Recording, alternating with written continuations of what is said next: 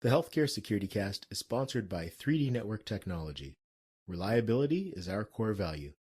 Visit www.3dnetworktechnology.com. And by Genetec, delivering security strategies for healthcare. Visit Genetec, that's GENETEC.com. And by the Change Execution Group. Visit 360lifetransformations.com. Before we get into today's show, I want to invite you to connect with the Healthcare Security Cast on a new platform. It's a text-based platform called Community. To join, all you have to do is text my community number, and that number is 647-372-2042. That number again is 647-372-2042. Welcome to the Healthcare Security Cast, the podcast dedicated to healthcare security, safety, and emergency management. If you are involved with a healthcare security program or desire to be, this podcast is for you. Join the conversation as we discuss the issues that matter to healthcare security professionals while leveraging the expertise of healthcare security thought leaders and experts in personal development. And now, here's your host, Brian Hamilton.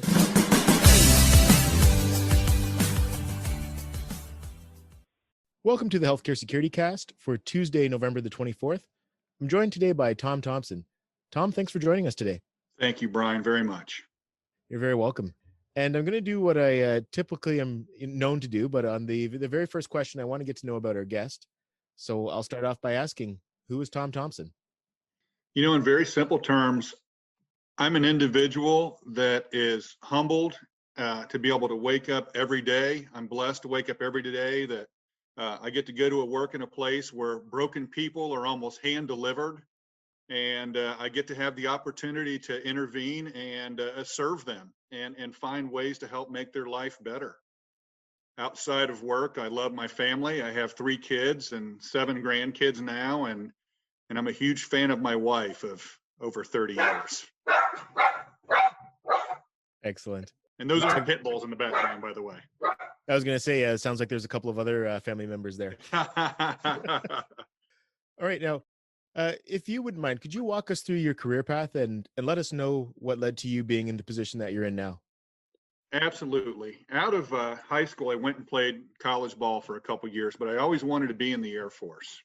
So my wife and I moved to Albuquerque, New Mexico. I spent 4 years in the Air Force where I got a degree in criminal justice, a bachelor's. Came back and started a municipal police career. So I was in municipal policing until I retired as an assistant chief. And so I went from patrol. I was an investigation supervisor, retired as an assistant chief. And then I spent a year as an assistant city manager. And that's when I had the opportunity to break into the hospital policing and security world. Excellent. And if you wouldn't mind, could you share a little bit about your security program as well? Yeah, absolutely. When I first came to Kettering Health Network, it's a network of now we are staffing 14 hospitals in 6 different counties in Southwest Ohio. When I first came to Kettering Health Network, there were 3 separate and distinct police and security groups. One was police, it had about 5 hospitals, and then the other 2 were security, but 3 different policies and procedures, 3 different methods for training, 3 different missions, 3 different cultures, but all under one network. And so I initially was the police chief over the 5 hospitals that were in policing, and then had the opportunity to take over as an executive network director over the entire network, pull it all under one umbrella, and do things like standardized policies and procedures and training. And we now have, out of the 14 facilities, 12 are now police and 2 are still security. Excellent. Now that's like you said, there was a lot of things at play there. You had 3 different, very distinct programs across 16 facilities, and obviously you made the move towards bringing consistency and having some alignment with the vision and just procedures and practices. What was it that you did to accomplish it? Like it would have been, it seems like it would have been quite the endeavor, but I guess what was the first step that you took? It was, and about a week into it, within my first, well, I'd say my first month, I had a local city reach out to me and ask me to become the city manager there, and I almost took it. I thought, this is a really heavy lift. This sounds really tough. But really, at the end of the day, and we have 160 plus officers, I think there were really three things that was important. The cornerstone of everything is culture. And so, in order to develop the right culture, a culture where our people view those that come in hospital as an opportunity to be part of a healing process, a culture that views us as part of the clinical care team and not just security or police officers who show up when things go wrong. The most important thing was getting leaders. And so I had to, as Jim Collins' book says, Good to Great says, sometimes you have to get the wrong leaders off the bus and the right leaders on the bus.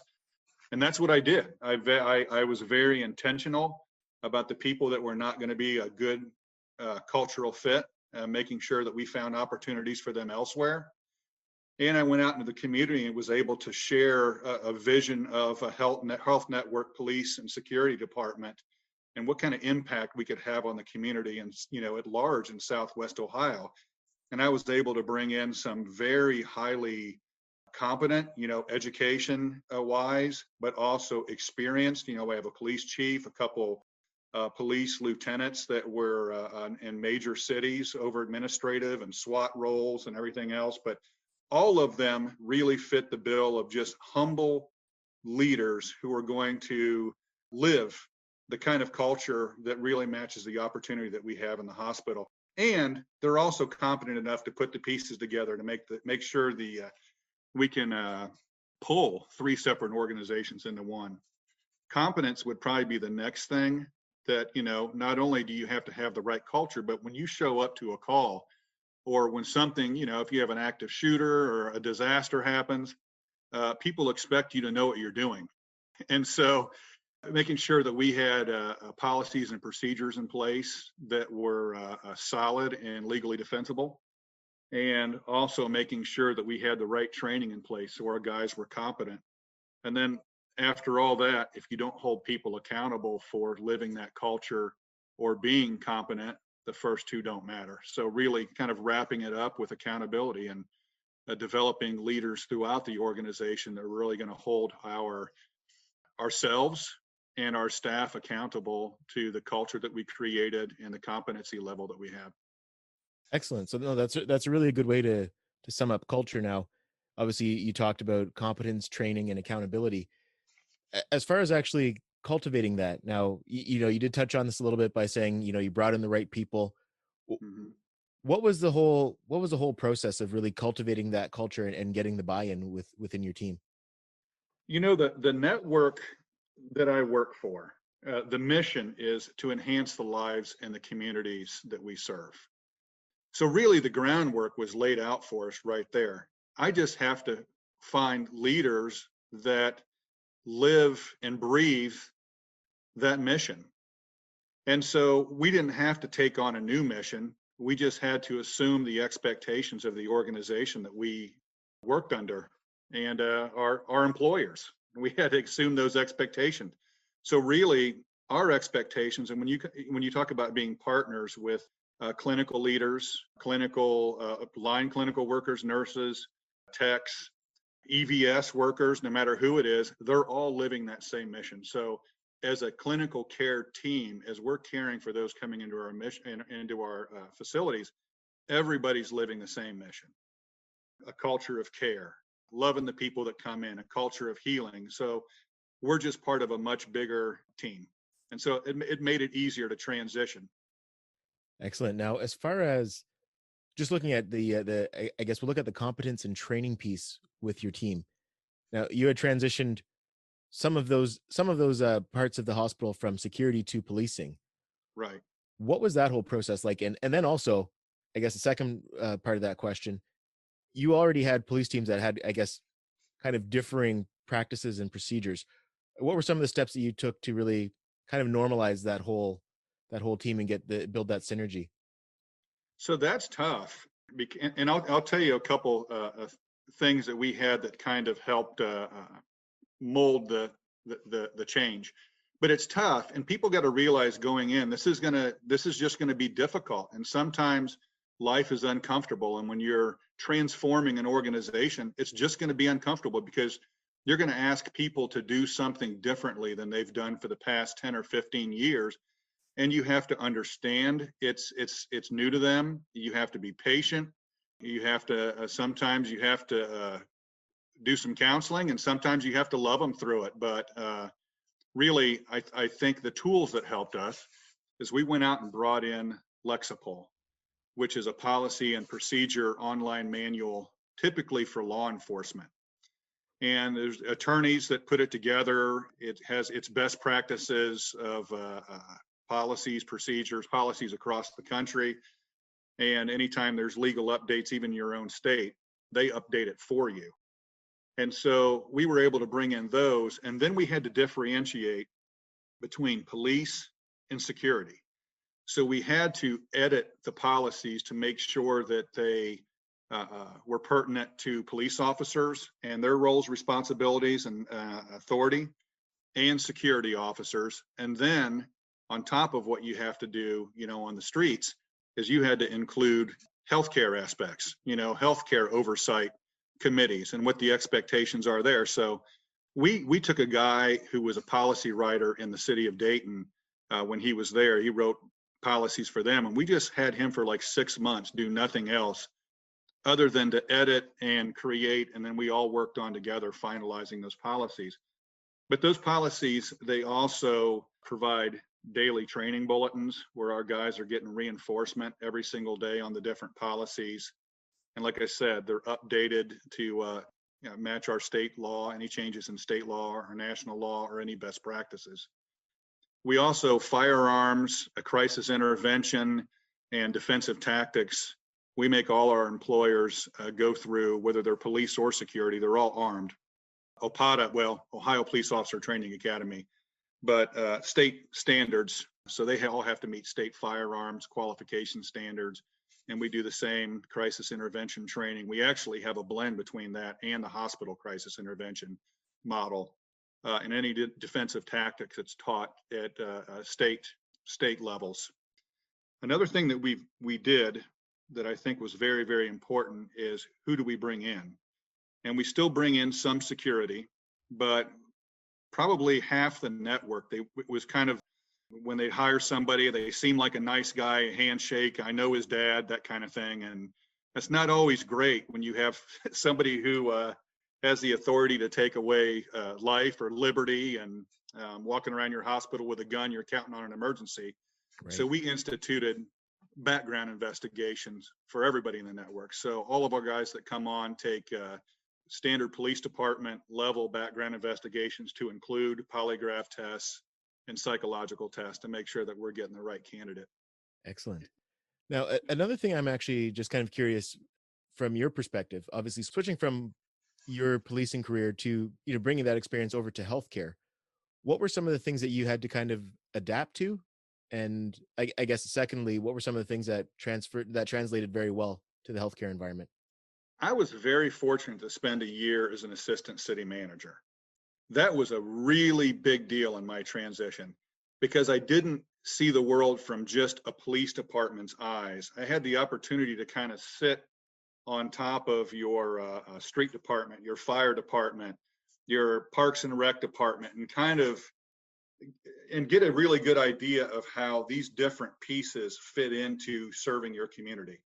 So when I came into the healthcare world, I went in with the same mindset, is that all of these different entities, whether it's EVS that's cleaning the room, the nurses that are in the emergency room, the doctors that are in surgery, the ladies and and men that are working in the cafeteria, the police or security department, we're all part of one big pie that we all need to work together in order to make sure that we're serving our community properly and properly caring for the community. So I was fortunate to have that outlook coming in. Things that were very different were finances are run different, because in a city, the bulk of the financing, our police department's always got funded better than anybody else. officers are paid a lot more in municipalities, so hiring, and retention is a little bit different.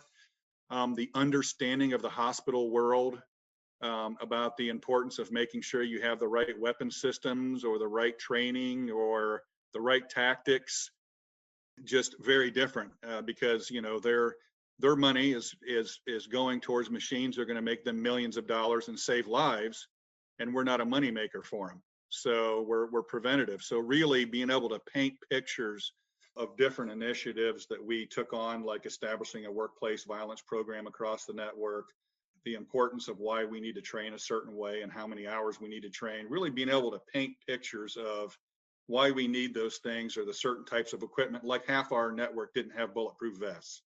Making sure that we got bulletproof vests, why is that important?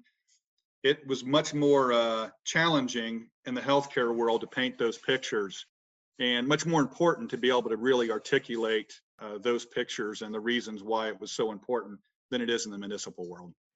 Excellent. Now, through the different points in your career, was there anybody that you looked to as a mentor that really helped guide you either in your policing career or when you made the transition over to healthcare? You know, the older I get, when I'm younger, you're always trying to think of who are my mentors, and it's usually your boss. But the older I get, and I'm now into my 50s, the more I realize that probably the people that had the biggest impact on my life were my parents. And this is why I say that. My parents both grew up in homes where their parents were very along racial lines, very segregated, as far as race goes. And that might have been their generation. So my parents both were brought up in a world where they weren't taught to serve. They were taught to, be segregated to their own in their own economic class and their own race. And my parents intentionally made the decision when they got married that we are going to invest in people's lives not like us.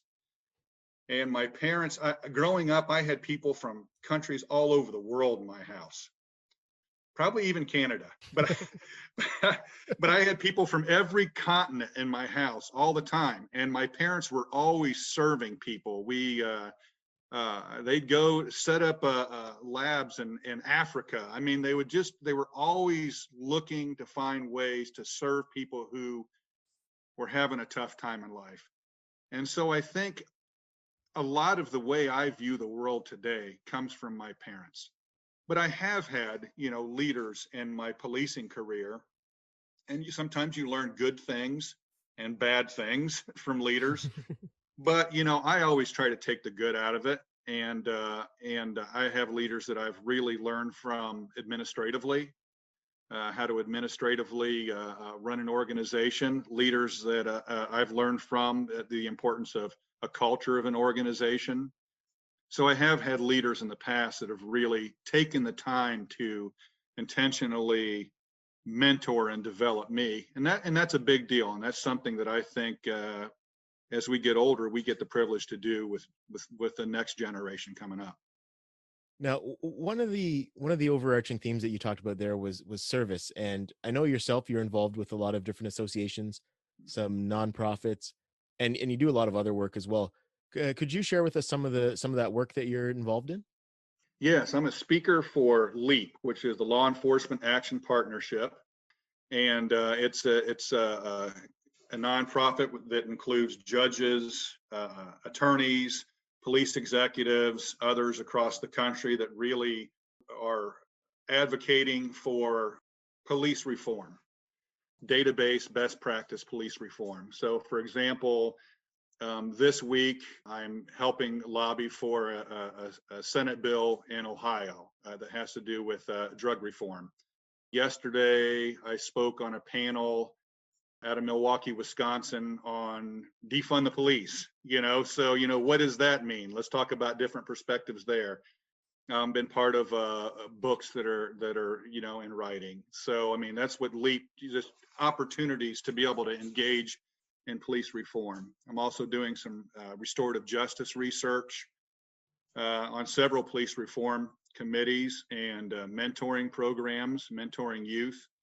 And probably what I do the most is I have a nonprofit organization called Valens Solutions, where spend time helping immigrants navigate resources in our country. A lot of it has to do with cultural translation, even as much as language translation, to be able to help them navigate getting jobs, education, healthcare, criminal issues, civil issues. I mean, it's just all over the board that I'm blessed to have the opportunity to be able to connect with them, to help connect them to resources so they can authentically, so it sticks, and then they can be independent from there. So helping make that cultural transition for them so they can grasp that resource and then find some independence. Excellent. And you would also you had talked about some of the criminal issues there. I understand that you're also doing some prison ministry as well. Yeah, absolutely. I just joined on a group called Hope Letters, where I'm going to be amongst a large group of others that are sending letters to individuals in prison. I was just asked to be on the board of an organization that mentors. It's part of a mentoring group for selected prisoners for the 12 months prior to being released, helping them put plans in place so once they are released, they can be successful as they transition as returning citizens. Excellent. Now, along the lines of the things that you're doing and your program, all of that good stuff, what can we look forward to seeing from you in the future? You know, Brian, I'm going to be honest with you. I have no agenda for myself right now. I mean, I Right. really, I don't need status. I don't care about status. I don't feel like I have to compete with anybody. I'm not competing for, a position. I've been involved in, I've been a police chief. I've solved murders. I mean, there's nothing like on the table that says, boy, you've got to go accomplish this, to prove yourself. I just really, every day I wake up, and I know this is a hospital security podcast, but just honestly for me, every day I wake up and I just say, God, you map this day out. You connect me with the people that you want to connect me with, and then you take over and you do your thing. And so really, I don't look at it as my plans. I I'm going to go where God leads. I'd like to think that in the future, I'll probably end up having the opportunity to do some consulting and some mentorship programs. And I also am going to invest myself, continue to invest myself deeper in the immigrant community. Excellent. No, that's all great stuff. And yeah, that's really the ultimate showing of service and humility and servant leadership. So no, that's all great to hear. Now, is there anything that I haven't asked you yet that you'd like to discuss? No, I think we covered everything. I would like to, though, take the opportunity to encourage anybody who's listening to this podcast, that we all have the opportunity every single day, and especially if you're leaders listening to this podcast, to be intentional. Be intentional in how you go about your day and take responsibility to make a difference. Don't let things be. If you see something's unjust, if you see something needs fixed, be intentional and take responsibility and be part of that change. Be part of getting to know people that aren't like you. Be part of introducing your troops to people that aren't like them and helping them build relationships so we can all be part of the human race that can just increase quality of life for everybody. Excellent. And what is the best way to connect with you? Probably my Gmail account, Okay. probably be the best. And I think you have that. I can say it on the air if you'd like. Yeah, if you could, that would be great. Yeah, my Gmail account is TN Thompson, THOMPSON 208 at gmail.com. TN Thompson 208 at gmail.com. Or, if you would like to send me a text, 937 694 3615, 937 694 3615. is my cell phone number. And if you send me a text, if I don't recognize the number, I'm probably a lot like you. I'm not going to answer it if you call. But if you send me a text and say, hey, this is who I am, I'd like to get a chance to talk to you sometime, I'm great with that. I'd love the opportunity to connect. Awesome stuff. Well, thank you very much for joining us today, Tom. I appreciate Thank you, it. Brian. And, I always appreciate getting different perspectives and different insights, but you open my eyes to a lot of different things that I wouldn't have otherwise had the exposure to. So I thank you for that. Well, Brian, thank you so much. And thank you for the opportunity to be able to get to know you. I appreciate that. Likewise. And this concludes another episode of the Healthcare Security Cast. Thank you for tuning in. Join the Healthcare Security Cast community. To join, text START to 647-372-2042. Again, that's text START to 647-372-2042. Follow the Healthcare Security Cast on LinkedIn and Facebook, and join the Healthcare Security Cast community groups on both platforms as well. Follow us on Twitter, Instagram, and TikTok. And of course, you can always connect with me on social media. I'm the only Brian, B-R-I-N-E, Hamilton, on any of these platforms. For any of these links, visit my website, Brian, B-R-I-N-E, Hamilton.com. That's brianhamilton.com. Thanks again for joining us. Tune in again next week when we have a new guest and a new topic. Until then, take care and stay safe.